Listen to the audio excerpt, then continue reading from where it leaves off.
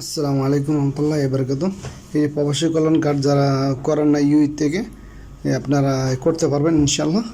এইটা হচ্ছে আপনার সব জায়গায় আবুধাবিতে প্রবাসী কল্যাণ কার্ড জরুরি ইমার্জেন্সি জায়গার প্রবাসী কল্যাণ কার্ড করলে এটা একটা জীবনে একটা যে কোনো একটা উপকার হইব। আমরা যারা করেন নাই লাজিম করতে হইব। আমার এই আইডিতে দেখেন আমি নতুন এটা করছি, এটা আপনারা দেখলে ভালো লাগবে। আর এই যারা করেন নাই করে রাখবেন, ভবিষ্যতে কাজে লাগবে।